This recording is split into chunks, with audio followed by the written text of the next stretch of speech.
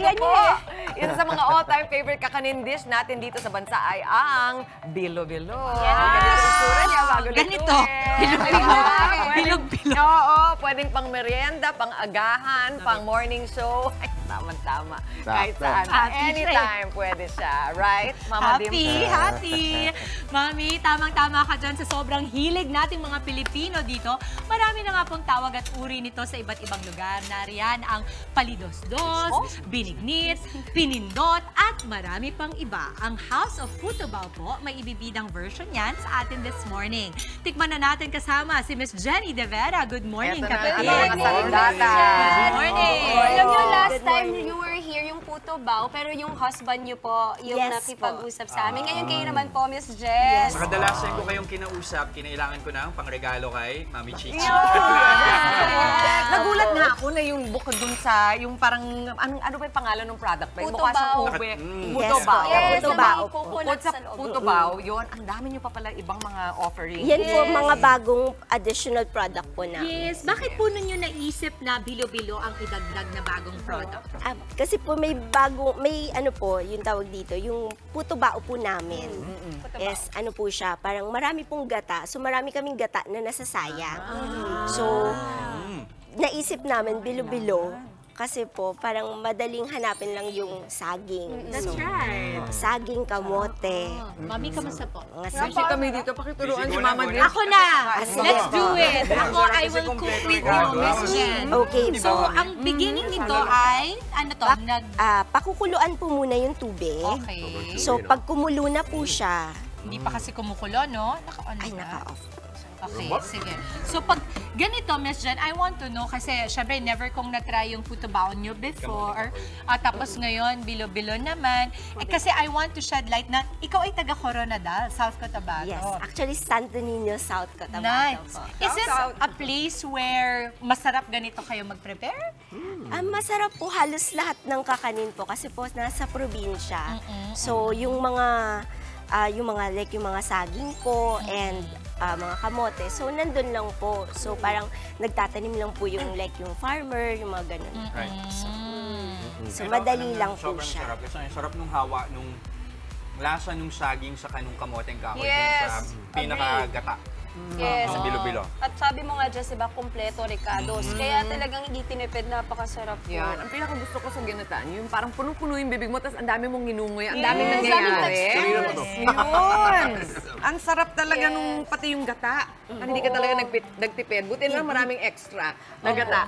Yung sekreto po sa bilo-bilo is maraming gata po. So, At saka magandang klase kasi hindi lahat ng gata, 'di ba? Kadalasan ay okay. Sinasala niyo muna kung ano yung good one. yes po. Okay. At Miss Jen, habang pinapainit po natin yan, kwentuhan niyo kami sa iba yung produkto dito. Okay, meron pa po kaming ibang product. Yung First time ko nakita. Inday po, yung para po siyang palitaw, pero instead na fresh coconut po, ang nilalagay ay yung bukayo. Bukayo. Yung mga hindi po nakakaalam, ang bukayo ay parte ng... Coconut din po siya, yung minatamis na coconut. Okay. So, medyo mas ano to, mas matamis ng sobra compared doon sa normal na palitaw. Ano? Yes Dahil bukayong gamit. Miss Jen, anong muna natin ilalagay? Okay, ilalagay po yung bilo-bilo. Ito po. Ito muna. Lahatin ko po ba? Yes po, pwede Okay. po siyang lahatin. Ay, dumikit na siya. Dumikit na. Oo. Oops, careful. Pero ano yung meron ka dims ube at saka non-ube? Pwede po siyang Together? together. Okay. Ube po ba yan, sorry, Jen? sorry. Wala. Ito po, ube flavor Ube lang po flavor. siya. Okay. Ayan, tapos po tatakpan po. Lagyan natin. Takpan natin.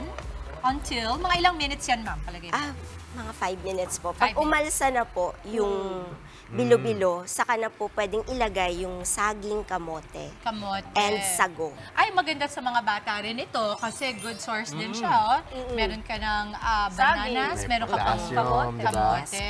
Yes. Oo. Ma'am, tanong ko sa saging po ba, ano yung advice yung dapat, parang kalagayan ng saging dapat ba? Medyo hinog lang or hinog na hinog? Ano maganda para Medyo pambilatan? hinog lang po siya. Yung tawag po doon parang manibalang po. Manibalang. Oo, maniba lang. Tapos ma'am, yung ganito nyo, magkano nyo po binibenta? For 150 pesos po, for 750 ml. Wait, gano'ng kalaki yung 700? Mas malaki po dito, parang dalawa po nung 500 ml na. Ito po. Okay. So, Good for how many na yun? Good for 2 po. Okay. Tapos ito pong ganito, magkano? Ayun naman po, 190 pesos. Ganito karami po yan? Yes po. 10 pieces po siya. Okay. Perfect. Tapos meron din tayong bukayo dito. Ito, alam ko to yung bukayo, yung coconut na din matamis. po. Yes po. Akala ko Minatamis ukoy na kanina. coconut. At least medyo Diba? tama siya. Diba? Okay. Tignan mo naman. Looks Diba? like. Looks like. Kamukha naman din Hindi. talaga. Okoy? Oo, hindi ukoy. Ano yung ukoy? Hindi, sabihin mo yung daddy ko. Yung pag nabili mo sa ukay. Okay. Okay. Kamusta yung inday-inday, Mama Chicks? Eto, so nakikita ko na yung palitaw na ilalim, parang malapalitaw. Yes. Ilalim. Yun yung binibilang nyo na 10 piraso sa Yes isang po. order. Tapos yung ibabaw, matamis, yung parang, yun na nga, yung makapuno na minatamis, na hindi ka na kailangan magbudbud pa nung, ano ba yung binubudbud sa palitaw? Yung, parang nyog. Parang Nyog latik. po. Latik. Oo. Tsaka Mama, kakaiba. may sesame seeds, no? Sesame seeds. Ay, oo. Para mas malinam na. Kakaiba siya. Kami muna ang ating luto. Okay, Kamusta sige, dyan? let's try na. Pwede Boiling na na, po. boiling. Pagkatapos po, pwede nang ilagay yung, Ito. yung saging, Saging po. muna. Saging muna. Okay. Kailangan, ano ba yan? Strict na dapat mauna talaga yung saging. Yung saging Oo. po. Because, di ba mas matigas yung kamote? Mas matagal maluto kasi yung Start daw saging. siya. So, yung kamote kasi, pagka naluto siya, Ready pagka na. na-overcook po, medyo Rubbery? Ngayon na, Yes mismo? po. Okay, okay. Right after na ba ito? Right after. Kung minsan dyan nakikita ko gabi ginagamit. Ay, sorry po. Yung iba po, gabi. Do I cover again? And No, pwede we're na not. pong ilagay yung sago. Sago. Ang cute nung sago nyo. May iba-ibang Iba-ibang kulay. kulay. Nakaka-happy. Nagdikit na. Okay. Rainbow Sige sa po, pwede lang po siyang ilagay. Okay. And then, Sige po, wait na lang po natin mga 2 minutes 2 minutes, po. okay. Usually po, pagka ganito ang preparation ninyo, maramihan ka agad per order? Ano bang? Ano? Maramihan po. Kasi may grab food din kami. So, Ah, everyday okay. po kami available po talaga siya. Paano pa lang shelf life? Halimbawa, hindi natin maubos, lalagay sa ref. Paano bang dapat 2 tama? days po pag nasa ref. Para 2 naman days problema nasa sa'yo ref. yun, Actually, Jess. Ubus agad eh. yan. Ay, hindi naman. O, diba? Mga 2 days, mga Hindi 2 naman days. ubus agad. Grabe naman. Paano hindi yan. tumataba 2 to si days. Jester? Lahat ng mga ginigess natin dito, nakuubos niya. Oo, at ubus niya talaga. Masarap po, Miss Jen. Thank you so much. Miss Jen, thank you. Saan po namin kayo pwedeng ma-orderan, mahanap? okay Sabi po. mo nga, meron po kayo ng delivery, same day. Sige po. Available po kami sa Grab Dito po. Food. Grab Food po, just search House of Puto Bao. And yung commissary po namin is in Capitolio, Pasig. Wow, lapit lapit lang. lang. And then, meron din po kaming Facebook page po. House of Puto Bao. Yung Facebook page po namin, yung may 21,000 followers po. Wow! So, dapat yun ang hanapin natin, ha? Yes Kasi po. merong iba. Oo. And meron din po kaming website. So, www.houseofputobao.com po. Amazing. Thank you, Miss Thank Jolly. Mga kapatid, Dimples Romana po, kumpletuhin ang inyong umaga ng mga kwentong puno ng inspirasyon. Salubungin po ang bawat araw ng may ngiti at pag-asa. Kaya't mag-subscribe na po at mag-follow na sa aming social media pages ng News 5.